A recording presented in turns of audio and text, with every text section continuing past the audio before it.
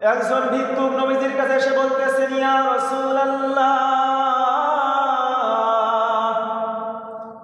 আমি আজকে কয়েকদিন থেকে না খাওয়া, আমার কিছু সাহায্য করেন। নবীজি বললেন, আমার কাছে তো এখন কিছু নাই, যাও আমার জামাই উসমানের কাছে যাও, গিয়ে আমার কথা বলবা, কিছু তোমাকে দিয়ে দিবে। ভিক্ষুক উসমানের বাসায় গেলেন, তাকিয়ে দেখতেছে বাসার ভিতরে থেকে চিল্লা চিল্লি শব্দ হয়। মাগরিবের আগে বাতি ধরিয়েছে। হযরত উসমান রাদিয়াল্লাহু তাআলা আনহু বলেন, নয়, মাগরিবের আগে কেন বাতি ধরিয়েছ? ভিক্ষুক বলে,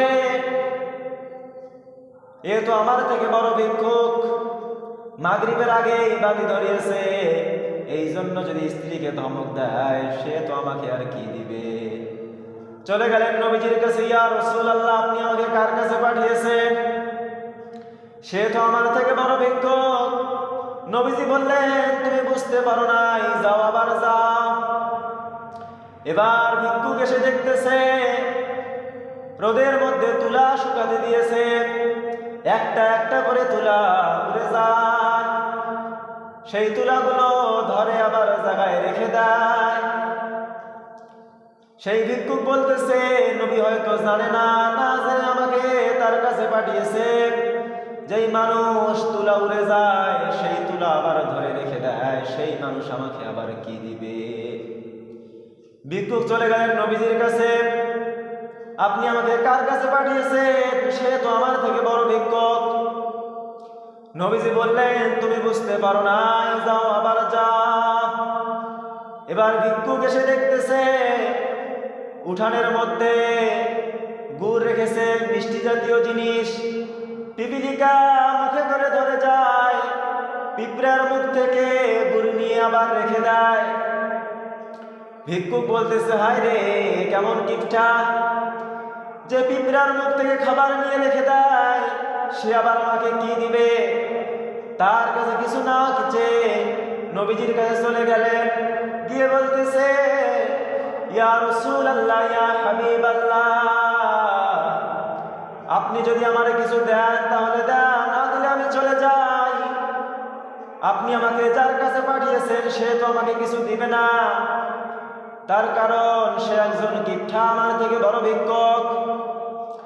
নবীজি বললেন, তুমি বুঝতে পারো নাই, যাও এবার শেষবারের মতো যাও। ভিক্ষুক এবার গিয়ে দেখতেছে হযরত উসমান রাদিয়াল্লাহু তাআলা আনহু বাসার মধ্যে বসে আছে। এই ভিক্ষুক নবীজির কথা মতো হযরত উসমান রাদিয়াল্লাহু তাআলা আনহুর সামনে গিয়ে সালাম দিলেন। সালাম দেওয়ার পরে বলতেছে, আমাকে নবীজি পাঠিয়েছে, আমি কয়েকদিন থেকে না খাওয়া, আমাকে কিছু সাহায্য করে। হযরত উসমান রাদিয়াল্লাহু তাআলা আনহু এবার বললেন, আমার কাছে তো এখন কিছু নাই, আমার বাইরে থেকে একটা উটের চালান আসতেছে, প্রায় 100টা উট হবে, তোমার যেইটা পছন্দ হয় তুমি সেইটা উট নিয়ে যাও। এবার তো ভিক্ষুক চমকে গেল, যেই মানুষটা পিঁপড়ার মুখ থেকে খাবার নিয়ে রেখে দেয়, যেই মানুষটা তুলা উড়ে গেলে সেই তুলা নিয়ে রেখে দেয়, যেই মানুষটা সন্ধ্যার আগে বাতি ধরালে স্ত্রীকে ধমক দেয়, সেই মানুষটা কি বলতেছে? এবার ভিক্ষুক বলতেছে, আপনি আমার সাথে ঠাট্টা করতেছেন নাকি? হযরত উসমান রাদিয়াল্লাহু তাআলা আনহু বলতেছেন, আমি তোমার সাথে কেন ঠাট্টা করব?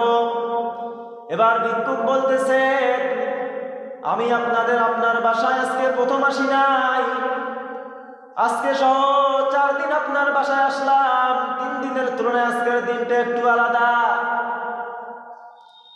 আমি 3 দিন আপনার বাসায় এসে যে দৃশ্য দেখেছি, আজকের দিনটা একটু আলাদা। আমি প্রথমে এসে দেখলাম সন্ধ্যার আগে বাতি ধরিয়েছে, এই জন্য আপনি আপনার স্ত্রীকে ধমক দিয়েছেন।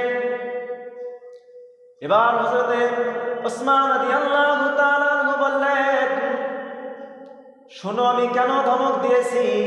অপচয়কারীকে আমি পছন্দ করি না, অপচয়কারীকে আল্লাহ পছন্দ করে না। আর আল্লাহ রাব্বুল আলামিন বলেন, ইন্নাল মুবাজ্জিরিনা কানু ইখওয়ানাশ শায়াতিন। অপচয়কারীকে আল্লাহ রাব্বুল আলামিন শয়তানের ভাই হিসেবে আখ্যা দিয়েছে। অন্য কোনো কাজ করার কারণে আল্লাহ রাব্বুল আলামিন শয়তানের ভাই হিসেবে তুলনা দেয় নাই, কিন্তু অপচয় করার কারণে শয়তানের ভাই হিসেবে ঘোষণা দিয়েছে। এই জন্য অপচয় করতেছে আমার স্ত্রী, এই জন্য আমার স্ত্রীকে ধমক দিয়েছি।